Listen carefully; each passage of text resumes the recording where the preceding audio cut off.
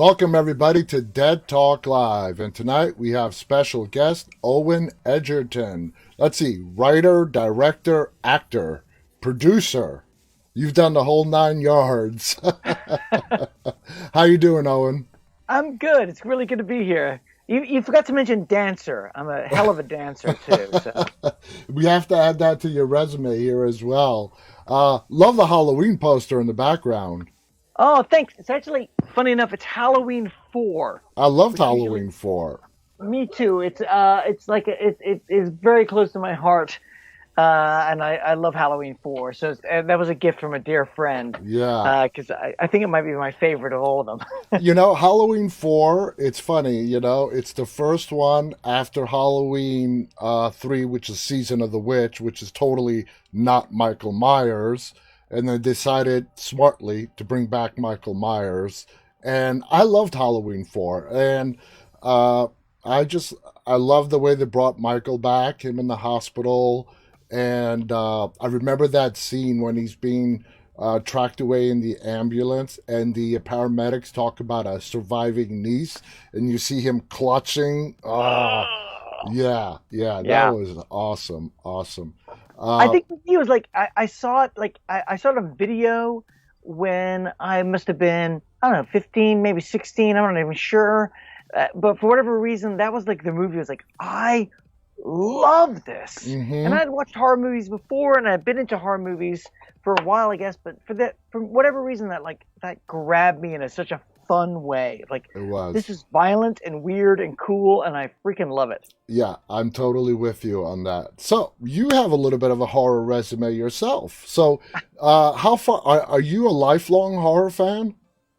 Yeah, I think I am. It's funny enough, like I didn't start, even when I started writing for film, I wasn't writing for horror, but I always wanted to be. hmm Yeah, I became a horror fan way early on as a kid, watching, I guess the first couple of memories were like secretly watching My Bloody Valentine, Yeah. watching The Shining on TV with my parents, and being freaked out but not understanding why. Especially because it seemed like such a low body count. Yeah, Like, yeah. I'm like, why is this so scary? It's the Only like the psychological part. right, exactly. My Uh, first memory of a horror film. Now, I was born and raised in New York City, and cable TV did not come to New York till 1987.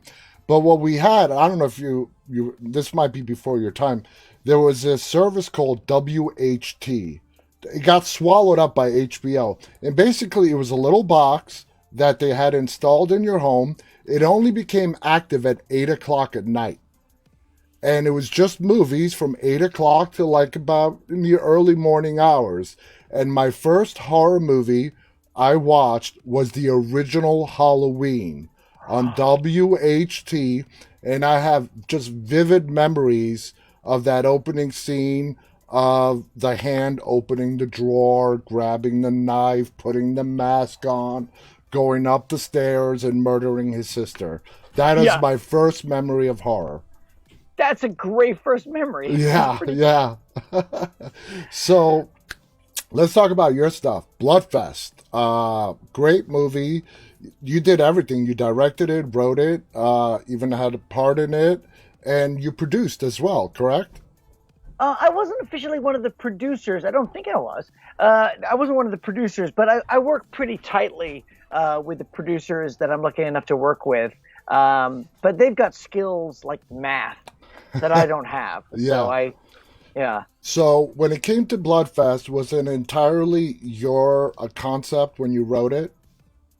Yeah, I mean, the original concept was basically like, I love this thing called Fantastic Fest here in Austin, where I live, hmm and I've always loved working with. I've worked with the Alamo Draft House, which you guys have also in New York, but it started here in Austin, and I have been working with them a lot of times, doing comedy shows for them and hosting screenings of films, and doing something called Master Pancake and the Mr. Sinus Show, where we're making fun of movies, or we're watching movies in weird ways.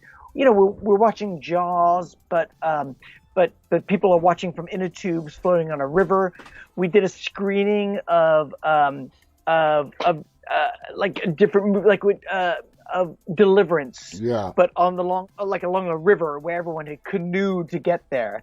We did a screening of Speed, but we were on a bus that we had rented, just driving around trying to keep the speed, up.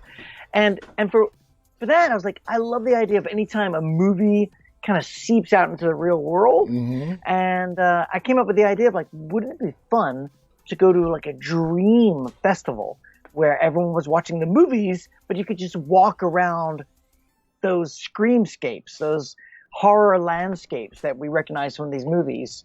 And I started going from there, and I started working with one of my favorite producers, Seth Kaplan, and then with Ryan Hall from Rooster Teeth, and we kind of developed it. Like, this would just be a blast to make. Yeah, yeah, it was a blast, and it's a great movie. That role that you had, did you write it with you in mind, or did you just happen to just do it? Uh, well, I knew it was a role I would love to do, but actually, I wasn't officially cast as the role into about a week and a half into filming. Yeah. So there was basically the idea of like I loved the role and it would be super fun, and I have done acting, and then but it was kind of the idea like, well, if we could get someone who was much cooler than me, then let's get someone much cooler than me.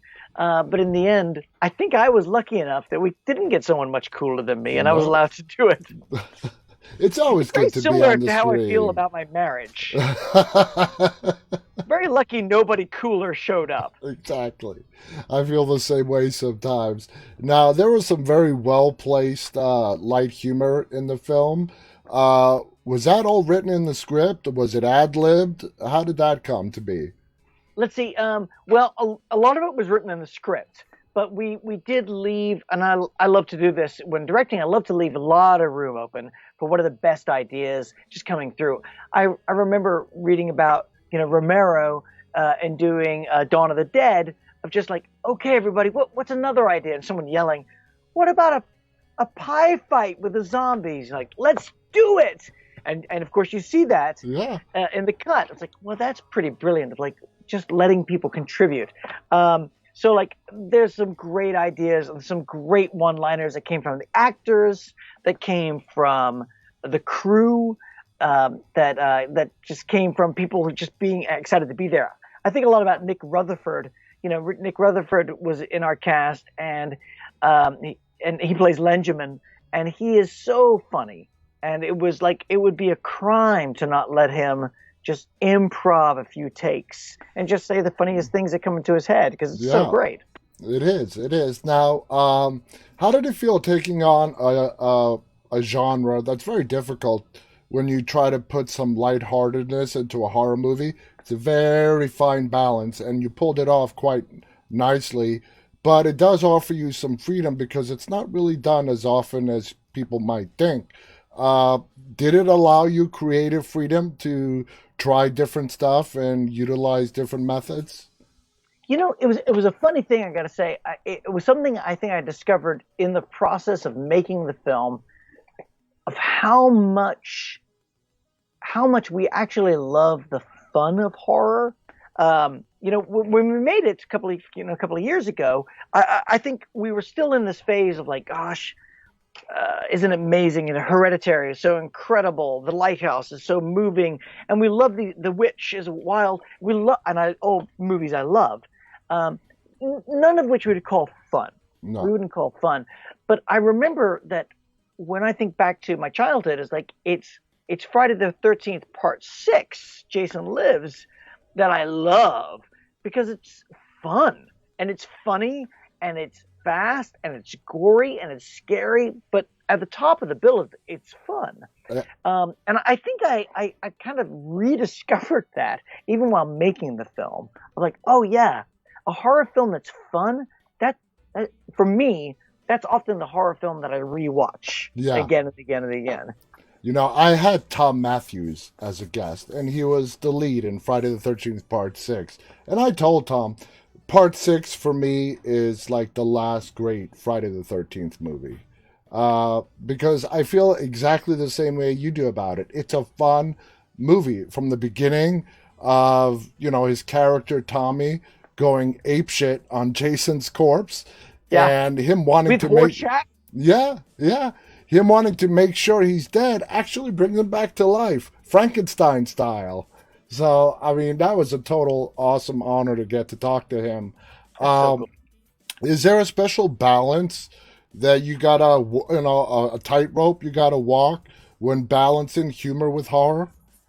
I think so. I mean, for me personally, I think horror and humor have a lot in common. There's like the setup, the expectation, the punchline, and there's also that beautiful sort of suspense that is sort of drawn out in a joke or in a jump scare. Yeah, I think those two have a bunch in common. I think where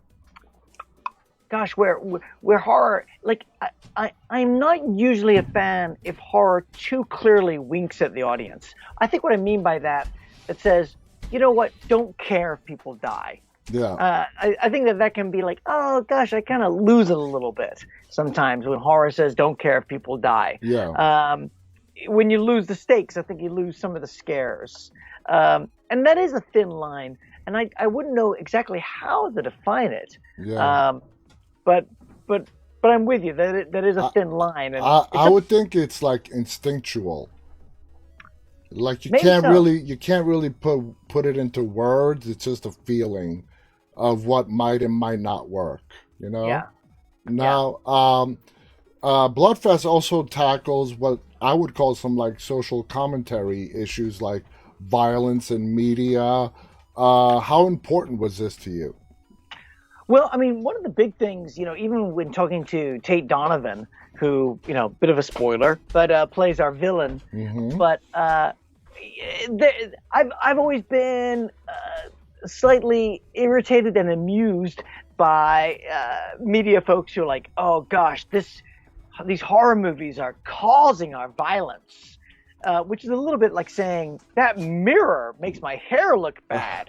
You're like, you know, uh, maybe the source is somewhere outside of the mirror. Um, Exactly. and so I think there's something telling of like in our movie, as Tate and I were putting it, was like, well, gosh, the real scary villain in this world that we created of monsters and zombies and slashers. It's us. Actually, the worst villain happens to be a white man with a gun and a sense of privilege. Exactly.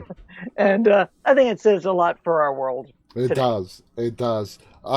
When you're working in horror, are you a total practical effects guy when it comes to the blood and gore?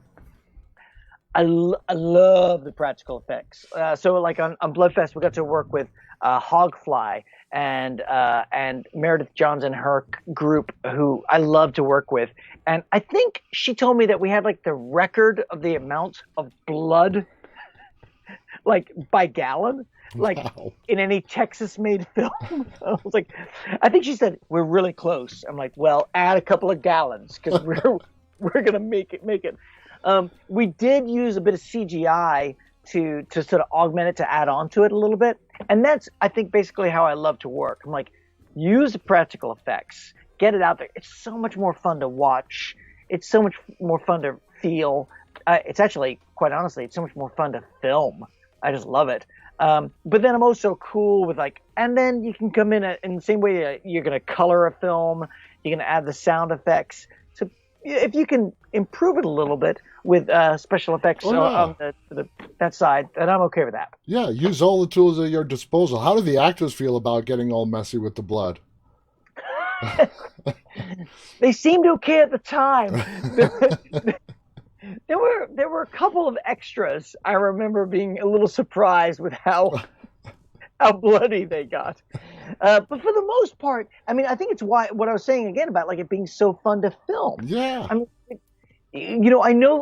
I definitely know there are some filmmakers who are almost all CGI, so all the blood is CGI, and that's cool, and hats off to them. But man, I do love the thrill for everyone, actors most importantly, of the actual spray of blood, the physical sensation, like, oh my God, they just got into my face and some got into my mouth. Ah! That's great. I'll tell you what, I've spoken to dozens and dozens of filmmakers. I have yet to talk to one who would pick CGI over practical effects when it comes to blood or gore. Yeah. You know, it's all the same. The practical effects all the way. Not Yeah. only in the fun factor, but there's just something that makes it more authentic when it comes through on the screen. Do you agree with that? Oh my gosh. I teach some courses for Sundance, and I teach like a horror screenwriting. And during it, we watch some of my favorite horror movies. And one of them that we're going to be watching for like the first class is The Thing, John Carpenter's The Thing. And the effects in The Thing are so damn good, and they're so practical. I I would hate to replace those with No. CGI. You just couldn't. You just wouldn't feel the same. No, it wouldn't. It absolutely wouldn't. When in the film, when you were working on different themes of the festival itself, was there a particular thought process or a sequence that went into that? Um, I think a lot of it as we were making the film, we made the film pretty quickly. From sort of basically knowing we are going to make it to writing the script to filming. It happened to be like there's a window to make this film, and part of my thought was make it a gauntlet. I was actually a little bit thinking of the Warriors. Oh, I love the Warriors. Me too. Oh Love man, that we movie. with oh my God, Ajax, and man, you bring back some memories here. Yeah, yeah. James Remar. Oh, it's just so good. And my thing is like, just make a gauntlet. Make some kids that you like, and then say you have to get from point A in hell to point B in hell. And that was that was a lot of it. And then it was like, okay, and what are the worlds that we can afford to make under our budget, and the locations that I had available to me, and that was sort of what made it. There was definitely like a bunch of other horror worlds that Uh-huh. I would love to have visited, and maybe who knows if there's a sequel ever, maybe I'll get a chance to do that. Now, the one of the things that stand out is the location of the festival. Yeah. It's awesome. Was it hard to secure that location? Walk us through how you guys got that location for shooting. Sure. So one of our producers, who's a brilliant fella named Ezra Vanitas, who also was one of my producers on my first film, Follow. He jokes. He says like, Owen came to me and said, well, I've got this horror film, and it's all basically in one location. But it turns out to make that location, we had to film in 12 different places. And that's kind of true. So we basically took a lot that does some of the Renaissance festivals here in Central Texas, and that was a central location. And then from there, all the individual worlds were kind of made at different places. Yeah. So partially we'd film out in the woods. We filmed actually at abandoned buildings at a Texas State Hospital, which was particularly creepy, including some of the theater with the puppets watching movies on a Yeah. screen. Yeah. That's in an abandoned building at a Texas State Hospital. It's like, Wow. yeah, really wonderfully creepy. So we kind of, in a lot of ways, manufactured the feeling of one spot. Yeah. And that was, in some ways, that was the biggest budget trick of the whole film. Well, you pulled it off. Oh, Now, as you mentioned, Bloodfest is before Bloodfest you did Follow. Okay. yes. What would you say was the biggest difference going from Follow to doing Bloodfest? Well, budget, I mean, I think was a big one. I mean, actually, let me take that back. I would say it's actually Rooster Teeth. So I made Follow with some cool producers who gave me basically just enough money to make this movie. I was very grateful. And then when I made Bloodfest, I was able to work with Rooster Teeth. Now, Rooster Teeth is based here in Austin, Texas as well. They're owned by Warner Media, and they have made all kinds of cool things. They've made a couple of sci-fi films on their own. They've made a really wonderful animated show called Ruby. They made a super exciting live action series called Day 5. Really cool stuff. And basically, they're always making stuff. They're like just a tornado of talent. So when they got excited about making this film with me, it really tapped me into a community of filmmakers and creators, some of whom, by coincidence, I had worked with while making my first film, who had gone on to get a job with this wonderful company here in Austin. Yeah. And that was great. But it was just like, I think that was a big one of just like being able to work with all these creative minds who were thinking about what we could do and just throwing out ideas and making posters of movies that didn't exist for the props. And that was just super exciting. Now, there's a quote in Follow: "Love never dies a natural death." What was the inspiration for that message? And it actually is in the beginning of the film. That's right. Yes. Well, basically, like, with Follow. So I based Follow off a short story. I write novels and short stories as well, and I based that off a short story of mine that was basically, like going into the idea of like what is an expression of love. Mm-hmm. This might go a little bit silly or weirdly theological, but there's a story in the Old Testament about Abraham, the patriarch Abraham, being told to take his youngest child and Isaac and sacrifice it. Yeah, that's one of the most famous stories. Yeah. Yes, one of the most famous stories, and one of those ones that I am like fascinated and disturbed and attracted to all at the same time. When God says, if you love me, you will do the unthinkable and murder your child. And I was like, what does that mean? That is so many different things. And so, the origin of the story of Follow is a woman saying to her lover, if you love me, you'll put this gun in your mouth and pull the trigger. Don't worry, it's not loaded.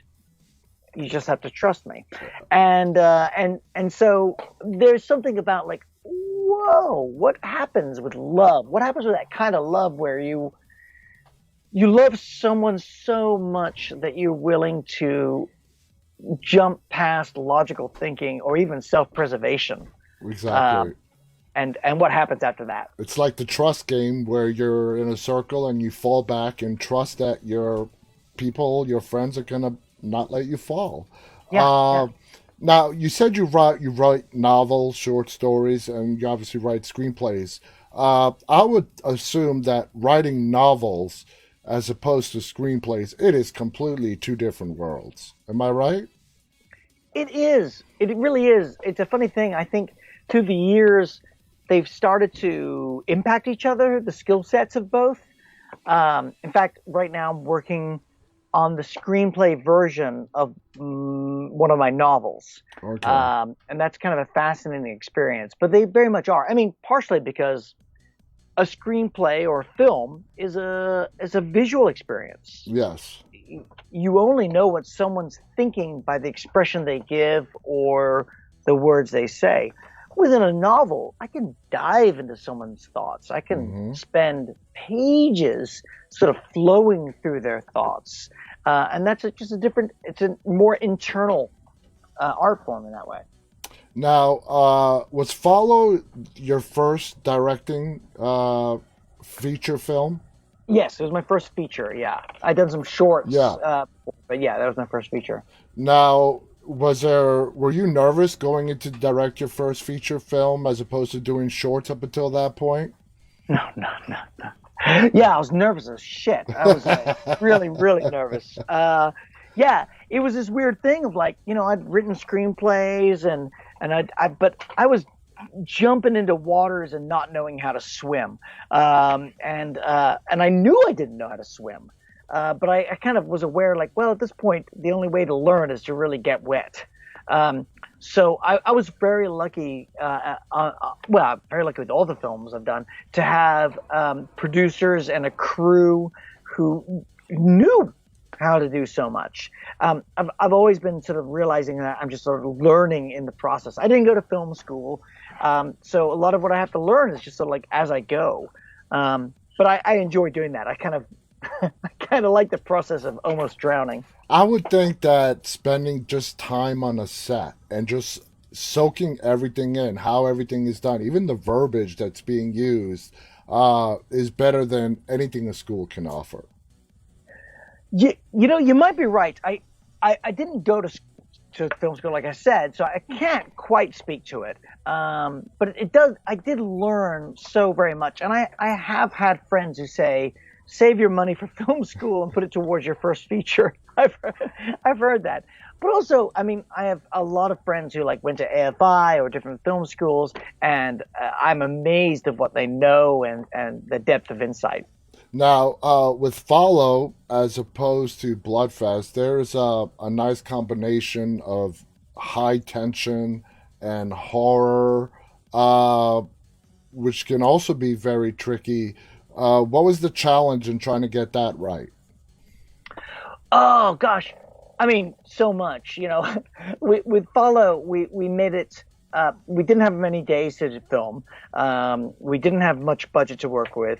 We didn't have a stunt coordinator, so we couldn't really legally do any stunts, which is difficult. But that game of tension and playing with that, I actually have to credit a lot to definitely like how we directed it and how we paced it and how we edited it, but you could not achieve that without the work of the actors. And so Exactly. we were lucky to have like as our leads Noah Segan and Olivia Applegate, and they just made like a lot of the difference in that.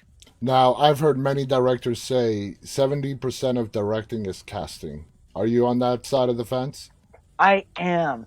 And I would love to actually, quite honestly, I'd love to say I wasn't. I'd love to say, It's you all know me. what, It's all me. it's all me. Yeah, like give me a stick, and I'll direct that stick into doing wonders. But it is amazing how much an actor makes the character come to life and come to life with themselves. Like bring it's a particular sense of life to it. Yeah. The casting is so crucial. Now, Follow is a much darker film than Bloodfest, and not I'm talking about any kind of gore or anything, but there it does have moments of what you would call like levity. How much of that is something that came naturally, and how much of it was a personal choice that you made? Yeah. Well, I mean, so I started in comedy, and I still do comedy. I still perform comedy, and even write some comedy. But comedy was kind of my way into filmmaking in a lot of ways. But I love horror. When I wrote Follow, I ended up sort of writing these sort of it's dark with these kind of pinpricks of humor in there, and it just seems kind of natural to me. Partially because I don't know, that's just the human experience. I mean, Mm-hmm. even in the darkest of moments, we understand the darkness because there's a star up there that's giving us the alternative in some ways. It just is a natural way. I also find the way of understanding death is kind of by laughing. I don't mean by taking it lightly No, no, necessarily. yeah. And I think maybe that's part of it. Is like sometimes we think that laughing at something means we're taking it lightly.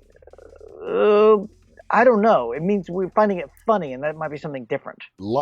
I think laughter is a form of stress relief. A lot of people use it as stress relief. They could be laughing because they're just anxious or nervous as hell. You could laugh because something is just flat out funny. But it's just an emotion that it can be go either way. Now, in Follow, Quinn and Thana's relationship is really intense. Was there any kind of challenge to crafting their relationship, both in the process of writing it and then bringing it onto the screen?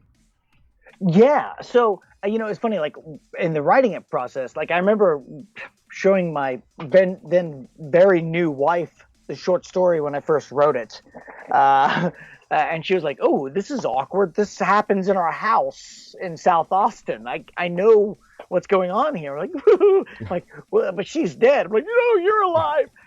So that was definitely there was definitely like bringing in maybe an intensification of like my own relationships, and then again like working with Noah and Olivia and having them um, uh, rehearse together. We didn't have a lot of rehearsal time because of the budget, but they were great about finding that intensity. And basically, it was a realization as we went along.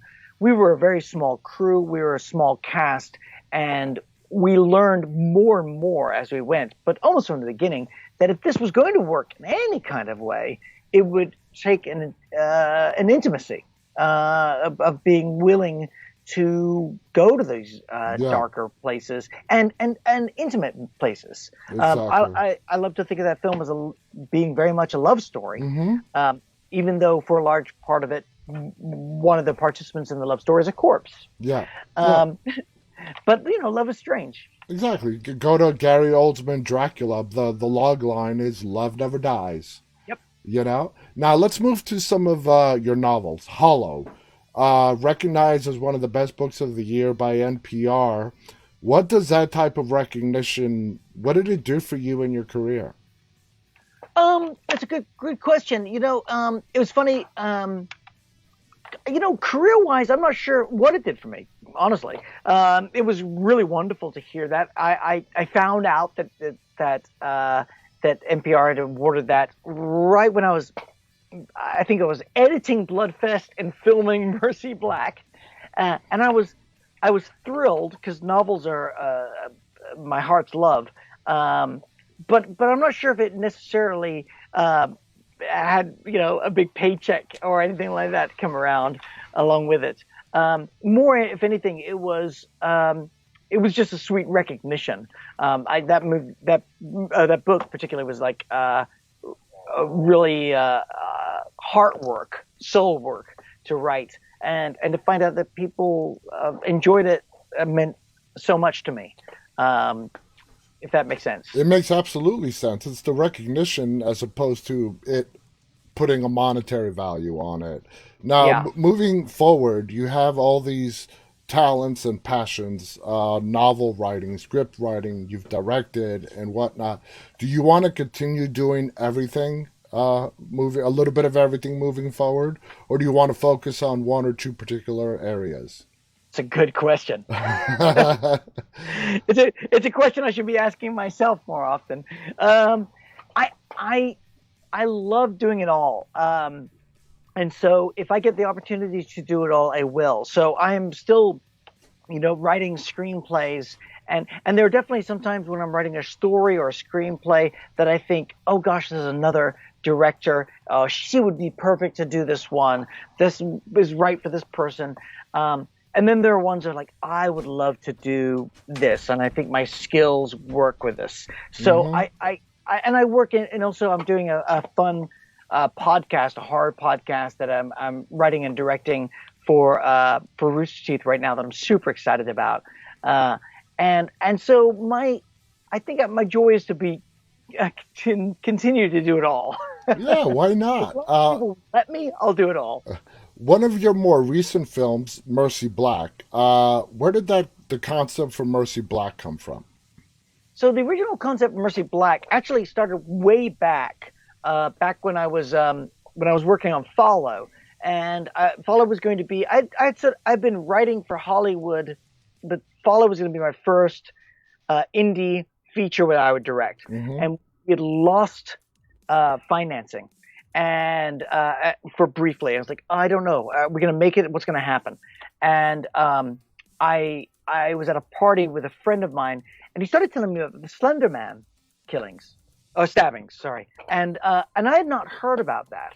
And as he was telling me, I was thinking about another case that had happened when my mom was a little girl in England, and a story about a girl who had brutally killed two toddlers and Hmm. then gone to prison. And then, as an adult, when she had a daughter of her own, the press had kind of found her. and she had been under a different name, and Mm-hmm. perhaps her family didn't know her situation, but everything came out Oh for her. boy. And it sort of struck me, those two stories of like the power, well, first of all, the power of being a 12-year-old kid, and how much we're sort of in between what we know to be reality and what we believe. So we're kind of in between, like, gosh, we know about the world and we get, the stuff of the world, but we still kind of believe in Santa Claus. Yeah. And so those two stories kind of combined, and I started writing Mercy Black. Mm-hmm. Now, the Mercy Black uses a lot of quick cuts, visual triggers.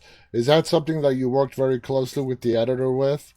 Yeah, yeah. I'm I've worked with the same editor for a couple of my films, and for Follow, and for actually same cinematographer and editor for Mercy Black and for Follow. And Sean and I worked just really well together.